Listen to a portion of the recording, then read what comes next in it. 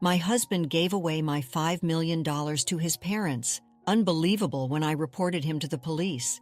Pardon me, but it appears my car is experiencing some issues. We advise you to settle your remaining balance promptly. Failure to do so will result in your card remaining inactive. The words, spoken by the customer service representative from my credit card company, echoed in my ears. They mentioned an outstanding balance. It seemed the payment for my usual credit card hadn't been processed yet, but why? I should have a significant amount saved in the account designated for automatic payments. However, upon checking my bank balance, it showed $0. The only other individual with access to withdraw funds from it would be my husband, Gabriel. With a sense of urgency, I reached for my mobile phone and swiftly reported it to the police. I'm Isabella, 30 years old and a freelance web designer. I set my tempo thanks to the flexibility of my job. I frequently meet clients face-to-face despite the option of virtual meetings. While virtual interactions are feasible, I find that direct communication better conveys my concepts. As deadlines loom, I immerse myself in work, sacrificing sleep for productivity. My ability to sustain this pace is largely due to the unwavering support of my husband, Gabriel, whom I married just a year ago.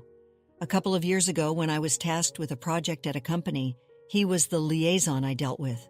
We dated for a year and a half before tying the knot. Following our wedding, he relocated to my apartment.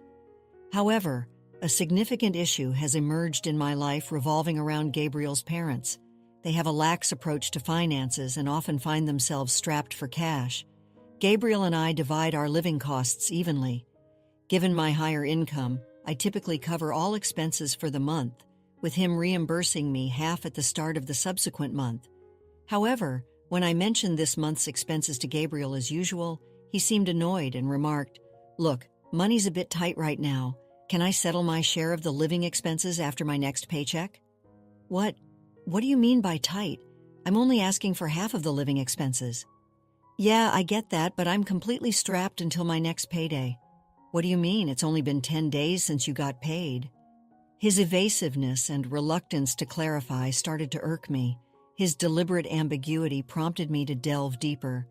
"Hey, can you please explain why you can't pay properly and what's this about assisting your parents?" "Well, you see, is there something you're suspicious about?" "No, not at all. I simply assisted my mom and dad." "Assisted?" "Yeah, they mentioned they were facing some difficulties, so I sent them some money." Gabriel's parents were supposed to be financially stable. My father-in-law held a full-time job, while my mother-in-law worked part-time. So why did they suddenly require financial assistance? This question had been nagging at me, and I couldn't shake it. "Why do your parents need financial support if they're both employed? This hasn't been necessary nearly in the past." "I've been assisting them for a while now. They recently requested an increase in the amount starting this month." "You didn't agree to increase the amount, did you?" "Yes, I did." Though the issue of helping one's parents in need is understandable, I couldn't help but feel unsettled by this revelation. "All right, just ensure you settle your share when you receive your paycheck at the end of the month." "Agreed." My husband has a stubborn streak that's hard to break. Once he's made up his mind, trying to reason further wouldn't sway him, and apologies weren't exactly his forte.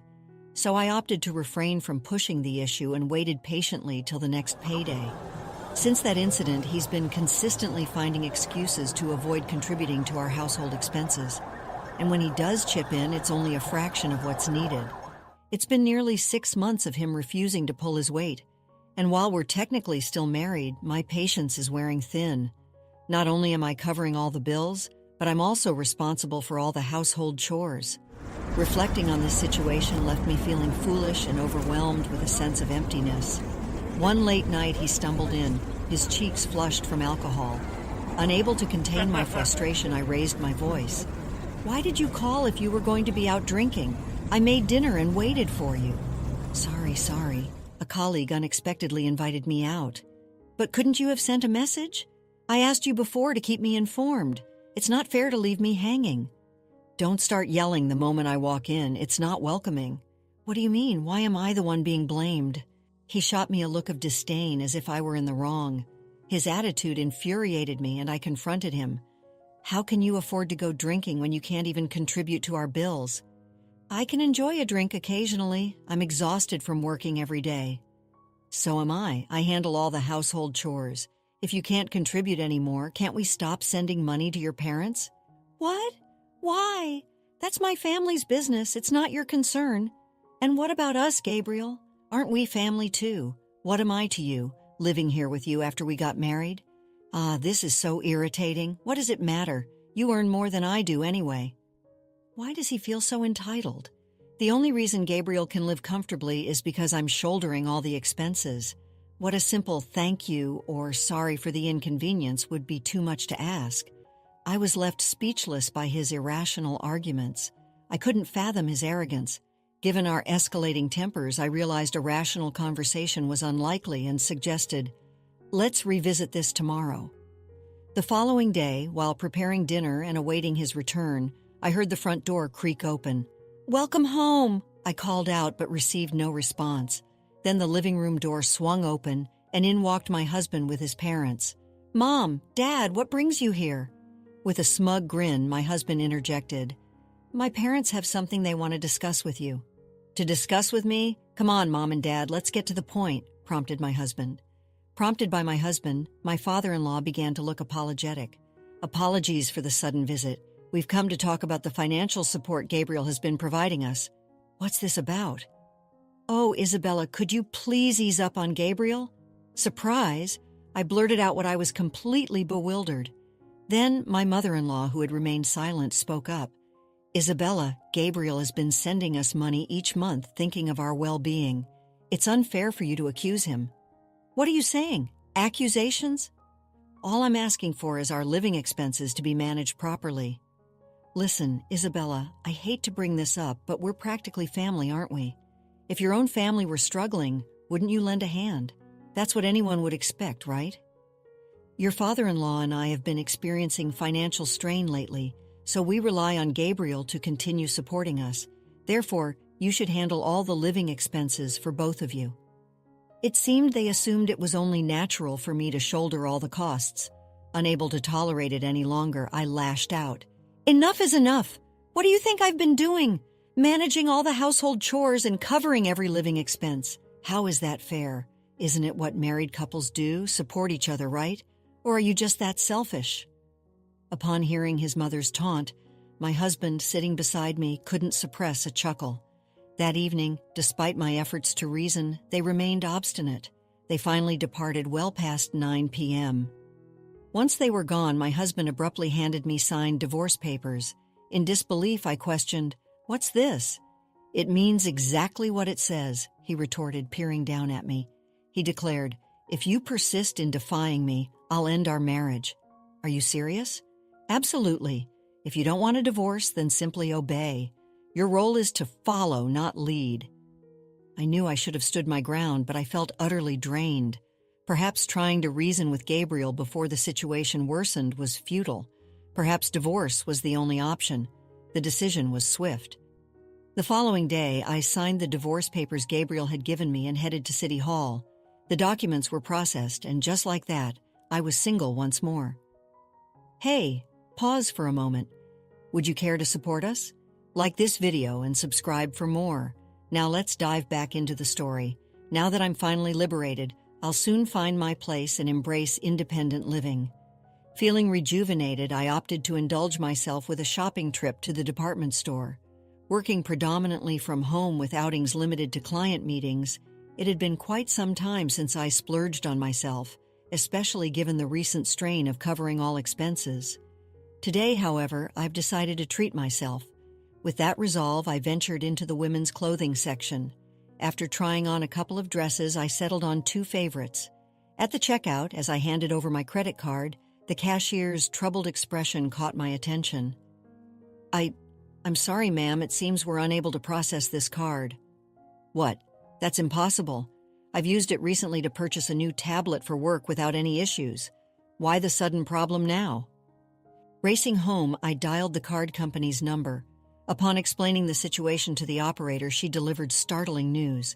"We require immediate payment of the outstanding balance, or your card will be rendered unusable."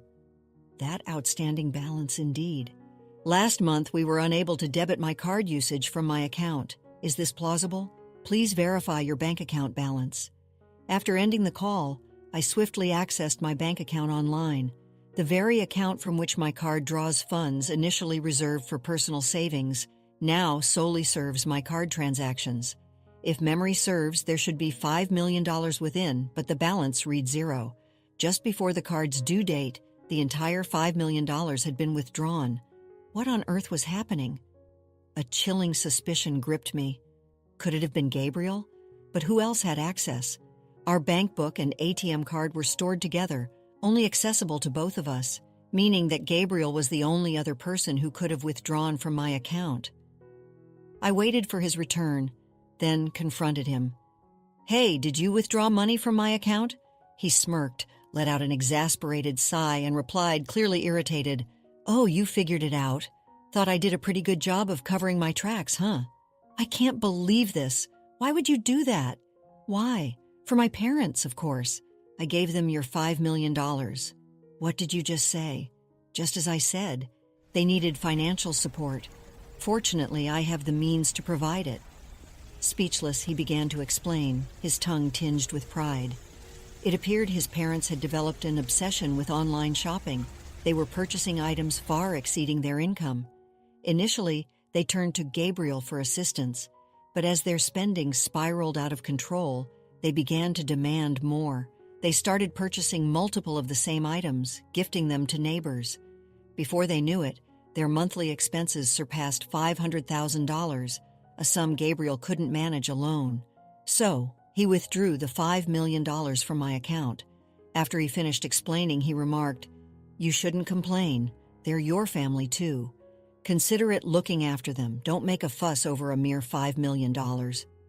At that moment, I found myself dialing the police on my cell. "Hello, police. I want to report a break-in and theft. My address is..." Gabriel watched me with wide eyes as I ended the call. He shouted, "Hey, what are you doing?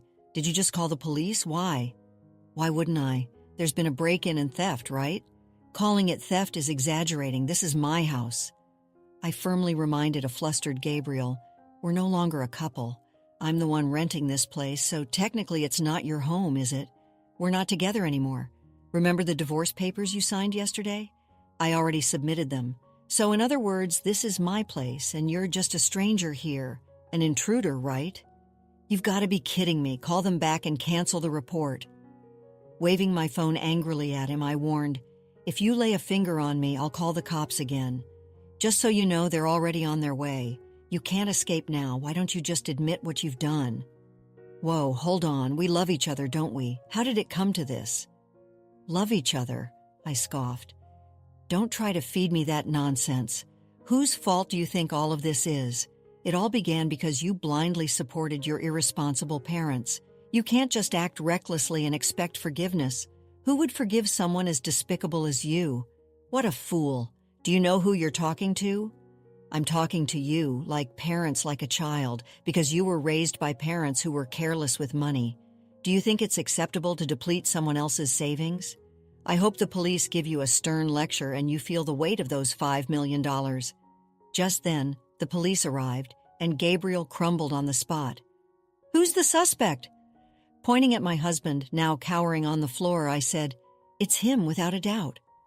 "All right, let's go. You need to come in for questioning," the officer commanded. All I wanted was to support my parents. His pleas fell on deaf ears, and Gabriel was escorted away by the police. However, the authorities deemed the incident a civil matter, explaining they couldn't intervene. Determined to seek justice, I sought legal assistance and demanded compensation for the misappropriation of my $5 million in savings, along with damages totaling $6 million. Naturally, Gabriel and his parents couldn't afford such a sum. In the end, all three found themselves drowning in debt. Despite their financial woes, his parents continued their reckless spending habits, accruing even more debt. They eventually resorted to borrowing from loan sharks, living in constant fear of relentless debt collectors, desperately trying to remain unseen.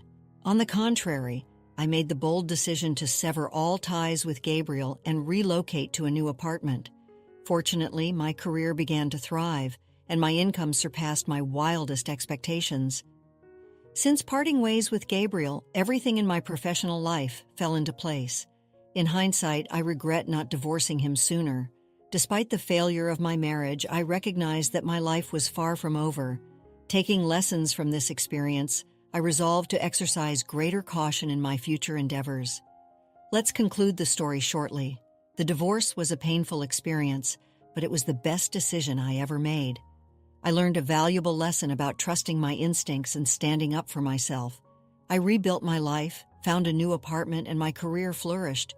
I even found love again, this time with a man who understood the importance of shared responsibility and financial transparency. Looking back, I'm grateful for the experience, even though it was difficult. It made me stronger, more independent, and more discerning in my choices. I learned that true love is built on trust, respect, and a shared commitment to a future together. And I learned that sometimes the most important thing is to walk away, even when it hurts, to protect your well-being and happiness. After experiencing the full journey of our story, we'd love to hear your thoughts. How did the story resonate with you? Don't forget to like, subscribe, and stay blessed. Thank you for watching, and see you in the next story.